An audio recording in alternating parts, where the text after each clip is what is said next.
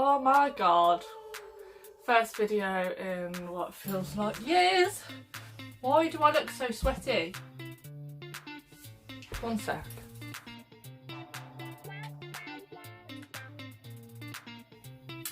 What is up everyone and welcome back to my channel. I've moved house again since my last video, but I'm fully settled now. I'll be here for a while and that's that. So, I am back on YouTube doing video, obviously. I've been posting quite regularly on Instagram. I just don't even know what the fuck I'm saying. I've been getting quite a few messages regarding sort of like mental health and people that are struggling with their confidence and things like that. So I wanted to jump on here and do a little video on how I built my confidence and what you can do to sort of help yours. So yeah, let's dive straight on in. So I'll take you like right back to the beginning on why I started, why I got into the fitness industry and whatnot, and what got me to this point. So I've been going to the gym properly now for a good 6 years. So I started when I was 19, and the reason that I started, I come out of like the most horrific relationship ever. So at the age of 17 I was in a really abusive relationship. It was very verbally abusive, very emotionally abusive, and I was in that relationship for 2.5 years. Managed to finally get out of the relationship, and at this point I was a broken woman. Honestly, I was just like a shell. Gets me on the most talking about it, but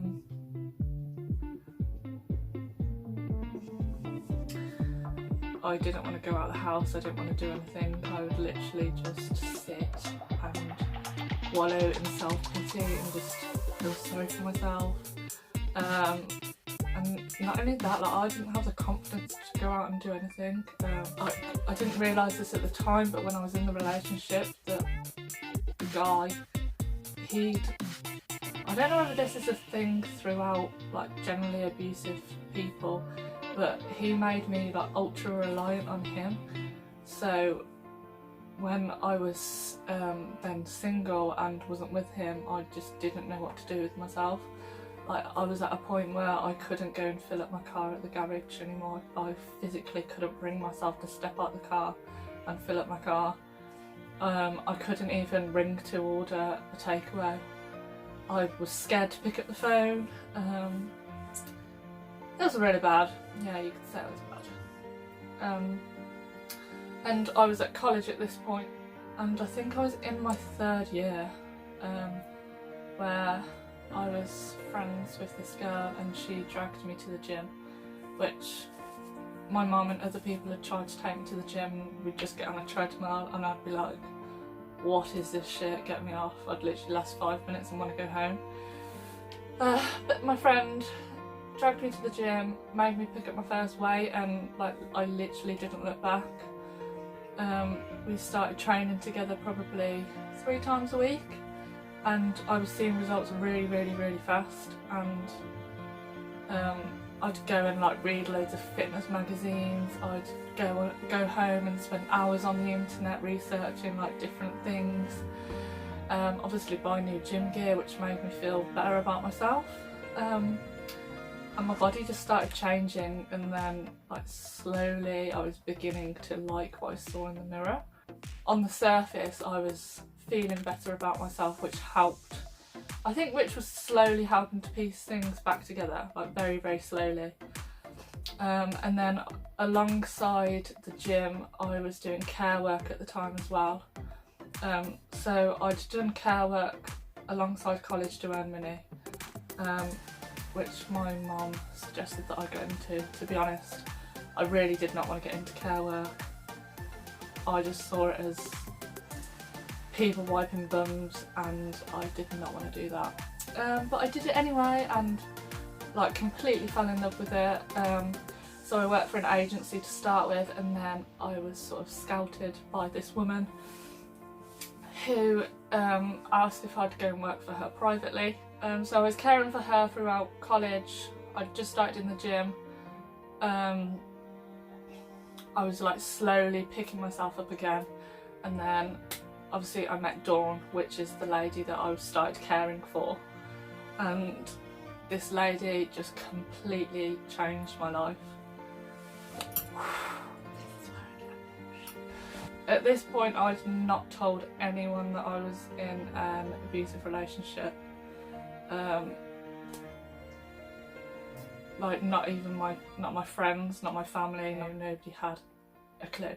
Like, this guy was amazing at making himself look perfect on the outside and in front of other people, so literally no one had a fucking clue.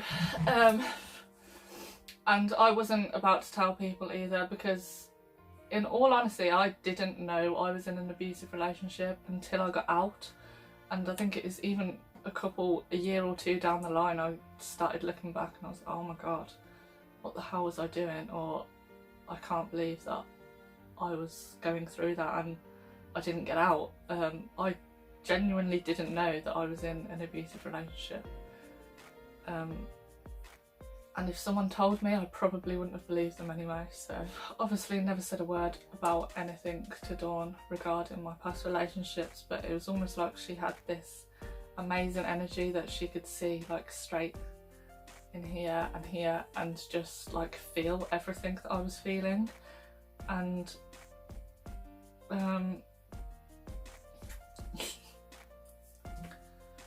so I spent 2 years looking after Dawn, and she really helped build up my confidence. Even though I was looking after her, she was helping me a hell of a lot in many different ways. She used to say things like I'd have to go and do something for her. God forbid I'd have to go and talk to a stranger for her to have something sorted or whatever. And I literally remember it like it was yesterday. I was dropping her off at a family barbecue to people that I'd met some of these people before, but like even still, like the thought of going to speak to someone would scare the living daylights out of me. I remember I drove there and I stepped out of a car and she just looked at me, because I gave her that look obviously. She just looked at me and she said, "Be brave, Rach."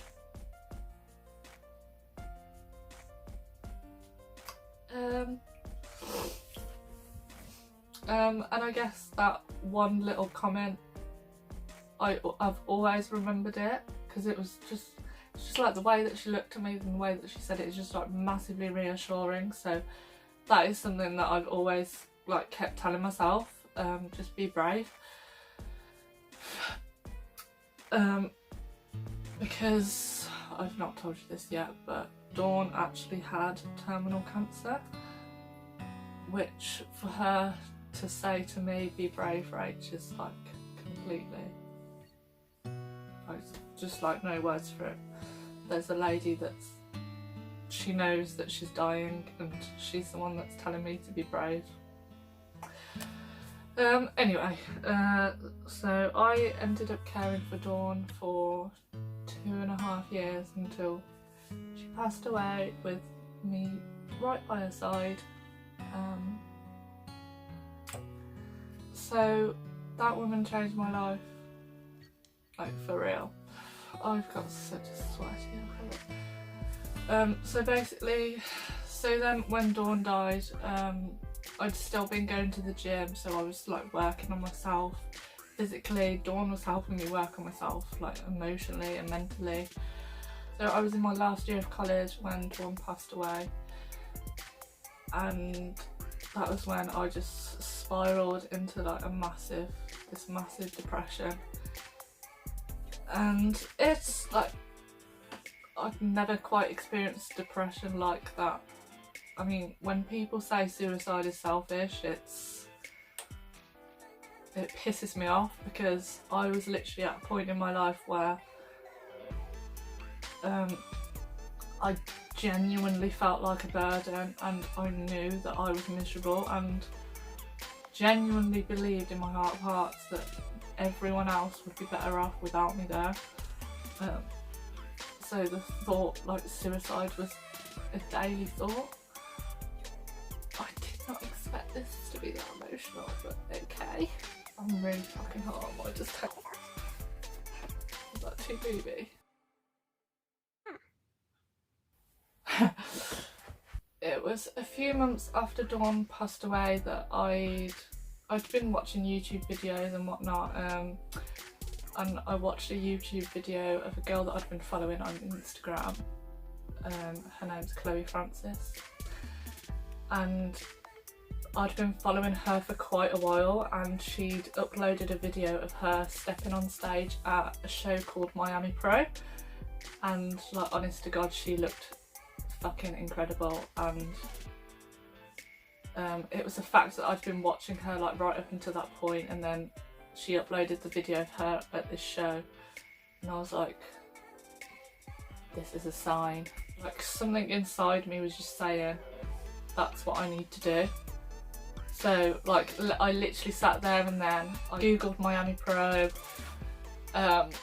Turns out there was a show 12 weeks away. I was like, right, that's it, I'm just gonna do a show. Entered my first show, got myself a coach, and just went along for the fucking ride. And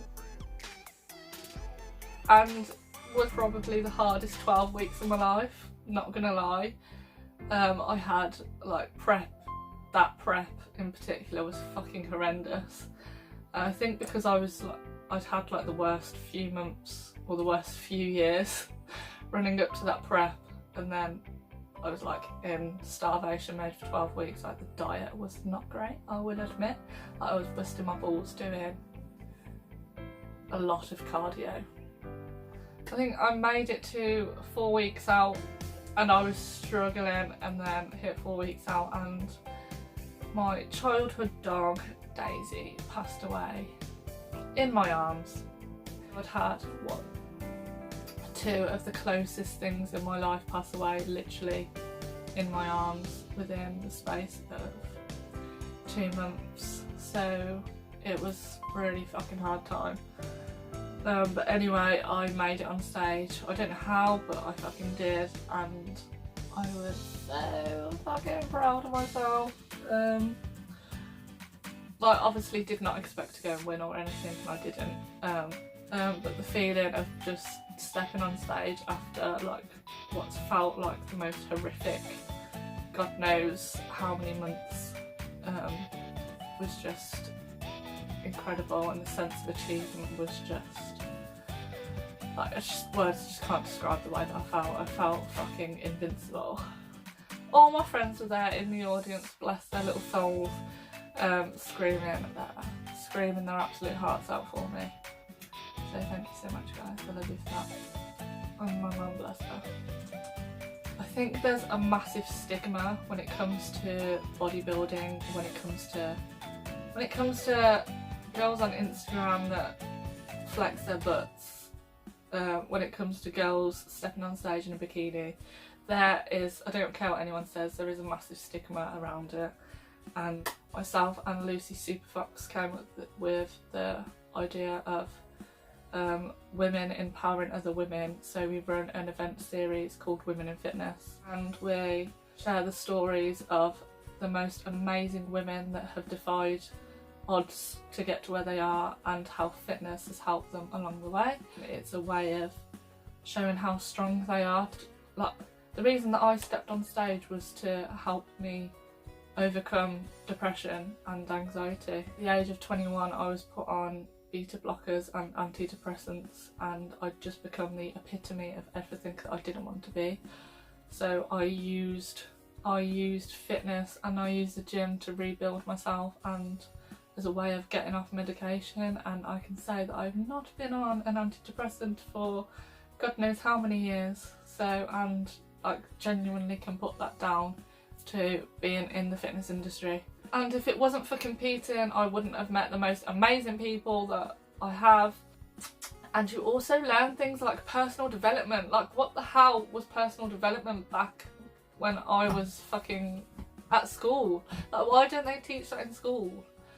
So yeah, I quickly became obsessed with personal development. As soon as I got into competing, I found Tony Robbins my absolute hero. Gabby Bernstein, Mel Robbins, and you just learn so fucking much. So I just wanted to shed a bit of light. I think this video went a bit all over the place, but hey, I think we got something. So I hope you found it insightful. Give it a thumbs up, subscribe, comment below if you have any questions, or feel free to message me. I'm always open for a chat if you need to talk to someone about anything. But yeah, thanks for watching.